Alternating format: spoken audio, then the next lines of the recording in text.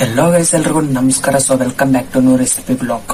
So ಇವತ್ತು ನಾನು ನಿಮ್ಗೆ ಹೇಳ್ಕೊಡ್ತಾ ಇದೀನಿ ಪನ್ನೀರ್ ಕುರ್ಮಾ ಅಥವಾ ಪನ್ನೀರ್ ಮಸಾಲಾ ಸಾಗು. ಸೊ ಏನ್ ಬೇಕಾದ್ರೂ ಅನ್ಕೊಳ್ಳಿ.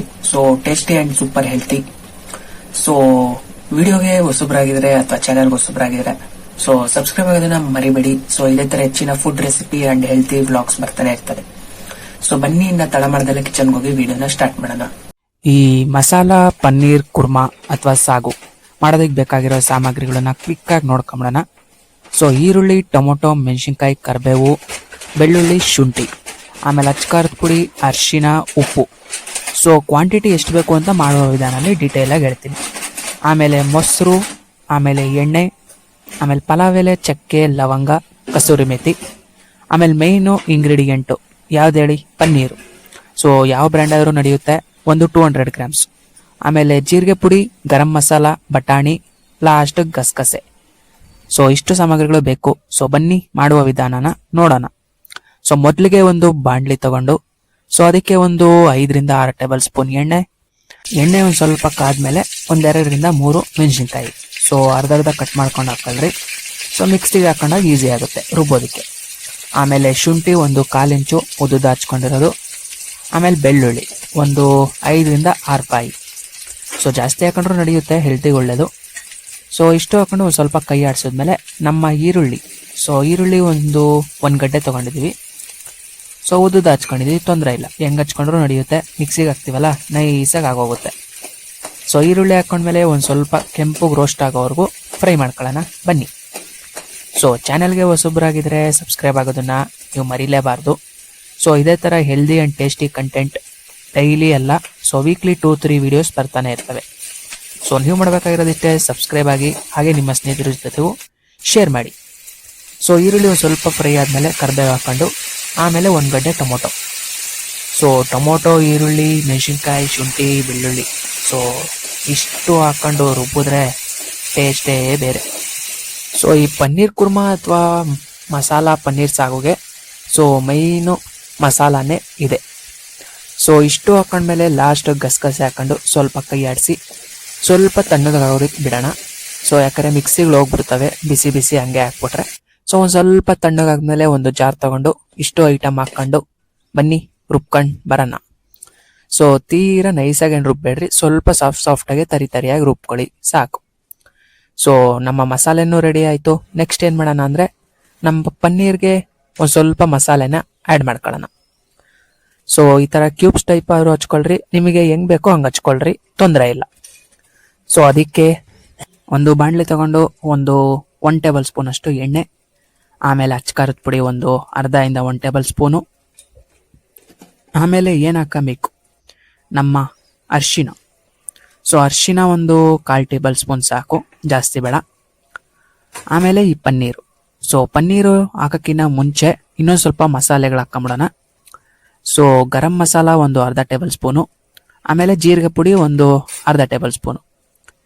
ಸೊ ಇಷ್ಟು ಹಾಕೊಂಡ್ಮೇಲೆ ಇನ್ನು ಏನು ರುಚಿಗೆ ತಕ್ಕಷ್ಟು ನುಣ್ಣುಪ್ಪು. ಸೊ ನುಣ್ಣುಪ್ಪು ಹಾಕೊಂಡ್ಮೇಲೆ ಒಂದು ಸ್ವಲ್ಪ ಕೈ ಆಡಿಸಿ ನಮ್ಮ ಪನ್ನೀರನ್ನ ಹಾಕೊಂಬಿಡೋಣ ಬನ್ನಿ. ಸೊ ಈ ಥರ ಸಪ್ರೇಟಾಗಿ ಒಗ್ಗರಣೆಗೆ ಹಾಕೊಳ್ಳೋದು ಏನಕ್ಕೆ ಅಂದರೆ ನಮ್ಮ ಪನ್ನೀರ್ಗೆ ಮಸಾಲೆ ಎಲ್ಲ ಚೆನ್ನಾಗಿ ಹೀರ್ಕೊಳ್ಳಿ, ಟೇಸ್ಟ್ ಇನ್ನೂ ಚೆನ್ನಾಗಿ ಬರಲಿ ಅಂತ ಅರ್ಥ. ಸೊ ಆಮೇಲೆ ನೀವು ಡೈರೆಕ್ಟಾಗಿ ಸಾಗು ಒಳಕ್ಕೆ ಹಾಕ್ಬಿಟ್ರೆ ಸೊ ಹೀರ್ಕೊಳ್ಳೋದು ಲೇಟ್ ಆಗುತ್ತೆ. ಸೊ ಅದಕ್ಕೆ ಈ ಥರ ಸಪ್ರೇಟಾಗಿ ಮಸಾಲೆ ಹಾಕ್ಕೊಂಡು ಮಾಡ್ಕೊಳ್ಳಿ. ಸೊ ಈ ಥರ ಬರೀ ಮಸಾಲೆ ಹಾಕ್ಕೊಂಡು ಹಂಗಂಗೆ ಪನ್ನೀರ್ ತಿನ್ಬಿಡ್ಬೋದು, ಅಷ್ಟು ಟೇಸ್ಟಾಗಿರುತ್ತೆ. ಸೊ ಒಂದ್ಸಲ ಟ್ರೈ ಮಾಡಿ, ನಿಮಗೆ ಗೊತ್ತಾಗುತ್ತೆ. ಆಮೇಲೆ ಒಂದ್ಸಲ ಟ್ರೈ ಮಾಡಿದ್ರೆ ನೀವು ಮತ್ತೆ ಮಾಡೋದಂತೂ ಗ್ಯಾರಂಟಿ. ಸೊ ಒಂದು 2 ರಿಂದ 3 ನಿಮಿಷ ಈ ಥರ ಚೆನ್ನಾಗಿ ಕೈ ಆಡಿಸಿದ್ರೆ ಸಾಕು, ನಮ್ಮ ಮಸಾಲೆ ಎಲ್ಲ ನೀಟಾಗಿ ಇರ್ಕೊಳ್ಳುತ್ತೆ. ಸೊ ಮಸಾಲೆನೂ ರೆಡಿ ಆಯಿತು, ಪನ್ನೀರು ರೆಡಿ ಆಯಿತು. ಇನ್ನು ತಡ ಯಾಕೆ, ಬನ್ನಿ ಇನ್ನು ಒಗ್ಗರಣೆ ಹಾಕೊಂಬಿಡೋಣ. ಸೊ ಒಗ್ಗರಣೆಗೆ ಒಂದು 8 ರಿಂದ 10 ಟೇಬಲ್ ಸ್ಪೂನ್ ಎಣ್ಣೆ, ಆಮೇಲೆ ಪಲಾವ್ ಎಲೆ ಒಂದು, ಚಕ್ಕೆ ಒಂದು 1/4 ಇಂಚು, ಲವಂಗ ಒಂದು 2 ರಿಂದ 3. ಸೊ ಇಷ್ಟು ಹಾಕೊಂಡು ಒಂದು ಸ್ವಲ್ಪ ಕೈ ಆಡಿಸಿ ಆ ಮಸಾಲೆ ಇತ್ತಲ್ಲ, ಸೊ ಮಸಾಲೆ ಹಾಕ್ಕೊಂಬಿಟ್ಟು ಆಮೇಲೆ ಬಟಾಣಿ. ಸೊ ಬಟಾಣಿ ಒಂದು 2 ರಿಂದ 3 ಟೇಬಲ್ ಸ್ಪೂನು ನೈಟೇ ನೆನೆಸಿಕ್ಕೊಂಬಿಡ್ರಿ. ಸೊ ಬೆಳಗ್ಗೆ ತಿಂಡಿ ಮಾಡಂಗಿದ್ರೆ, ಇಲ್ಲಾಂದರೆ ಬೆಳಗ್ಗೆ ನೆನೆಸ್ಕೊಂಡು ಸಂಜೆ ಹೊತ್ತು ಮಾಡ್ಕೊಳ್ಳಿ.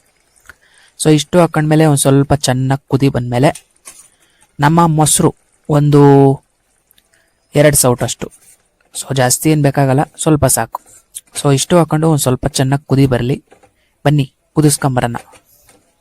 ಸೊ ಆವಾಗ ಕೈ ಆಡಿಸ್ತಾ ಇರಿ, ಇಲ್ಲಾಂದ್ರೆ ತಳ ಹತ್ಬಿಟ್ಟು ಎಲ್ಲ ಸೀದೋಗುತ್ತೆ. ಸೊ ಇದು ಒಂದು ಸ್ವಲ್ಪ ಕುದಿ ಬಂದ್ಮೇಲೆ ರುಚಿಗೆ ತಕ್ಕಷ್ಟು ನುಣ್ಣುಪ್ಪು ಹಾಕೊಂಬಿಡೋಣ. ಸೊ ಉಪ್ಪು ಜಾಸ್ತಿ ಹಾಕೊಳಕ್ ಹೋಗ್ಬೇಡಿ, ಯಾಕಂದ್ರೆ ಸ್ಟಾರ್ಟಿಂಗಲ್ಲಿ ಪನ್ನೀರ್ಗೂ ಉಪ್ಪು ಹಾಕಿದ್ವಲ್ಲ.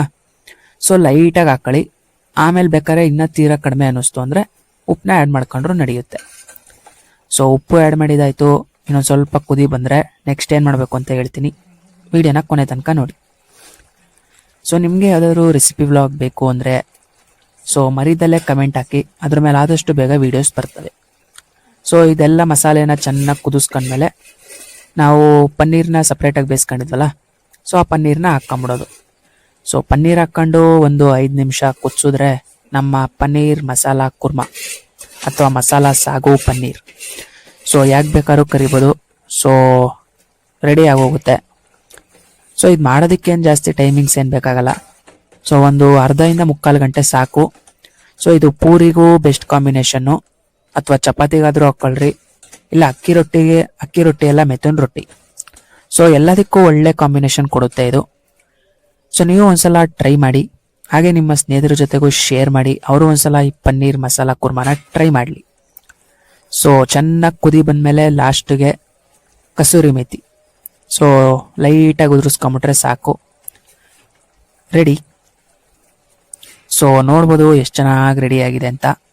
So high protein, so gym lovers ಇದ್ರೆ ಅವರಿಗೆ ಹೈ ಪ್ರೋಟೀನು ಸಿಗುತ್ತೆ, ಸೊ ಹೆಲ್ದಿ ಕೂಡ.